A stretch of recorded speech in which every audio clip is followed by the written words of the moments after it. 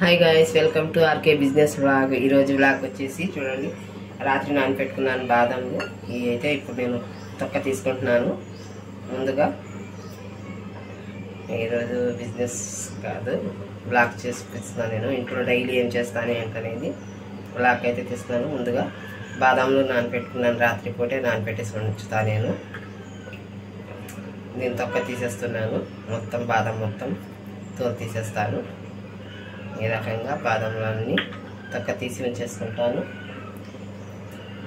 మా వారి కోసం టీ అయితే పెట్టేశాను. నేను ఇప్పుడు ముందుగా ఇల్లు మళ్ళీ అన్నీ ఊడుసుకొని చేసి టీ పెట్టేశాను మా వారి కోసం.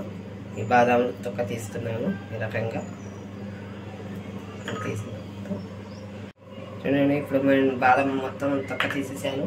ఇప్పుడు రాత్రి మిగిలిపోయిన అన్నం ఉంది, ఇప్పుడు దాంతో పులిహార చేస్తున్నాను నేను. చూడండి, రాత్రిది ఎంత అన్నం మిగిలిపోయిందో.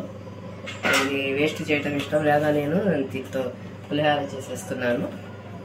ముందుగా అన్నాన్ని మొత్తం ఇలా పొడి పొడిగా చేసేసుకొని పులిహార చేసేస్తాను.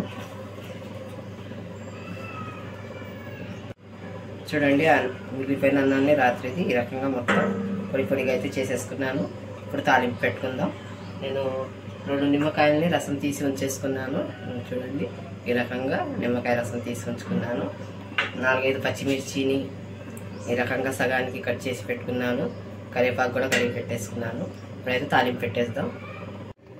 తాలింపు కోసం అయితే నేను ముందుగా నూనె అయితే వేసుకుంటున్నాను. ఆయిల్,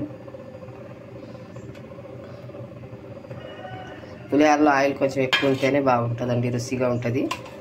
ఆయిల్ కొంచెం ఎక్కువ వేసుకుంటేనే. ముందుగా ఆయిల్ వేసాను. ఇప్పుడు ముందు పచ్చిమిర్చి వేసేస్తాను నేను. పచ్చిమిర్చి నాకు బాగా వేగితేనే ఇష్టం, అందుకని చెప్పేసి పచ్చిమిర్చి వేసాను ముందు. ఇది కొంచెం లైట్గా వేగిన తర్వాత దీని మీద కొంచెం సాల్ట్ వేసుకుందాం. సాల్ట్ వేస్తే పచ్చిమిర్చిలు టేస్టీగా ఉంటాయి. ఈ రకంగా వేగేటప్పుడే కొంచెం సాల్ట్ వేసుకుంటే చాలా రుచిగా ఉంటాయి పచ్చిమిర్చి. అందుకని చెప్పేసి నేను ఈ రకంగా వేసుకున్నాను.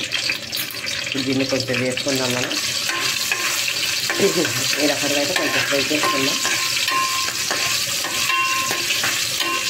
ఇది ఫ్రై అయిన తర్వాత దీంట్లో నేను పల్లీలు వేస్తాను. ఇప్పుడు ఇవి అయితే వేగిపోయింది.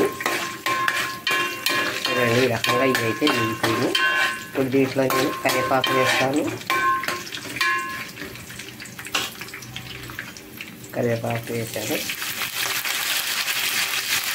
ఏమంటే పసుపు కూడా వేసేస్తాను. చూడండి, పసుపు కూడా వేసాను.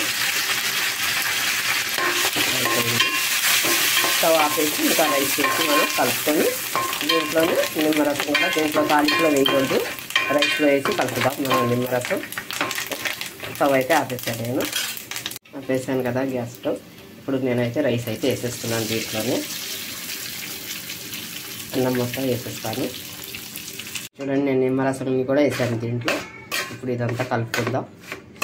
పులిహోరలో రైస్ అంతా కలిసేటట్టు తాలింపులో కలిపేస్తాను నేను. పులిహోర అయితే కలిపేసాను నేను మొత్తం.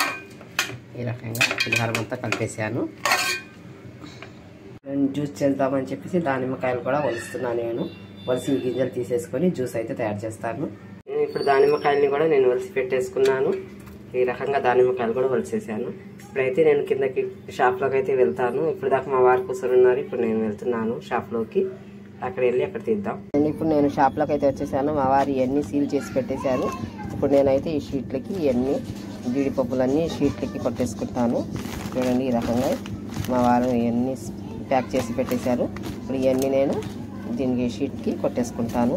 చూడండి, రకంగా అయితే. ఈ వీడియో కనుక మీకు నచ్చినట్లయితే లైక్ చేయండి, షేర్ చేయండి, సబ్స్క్రైబ్ చేసుకోండి. Bye bye.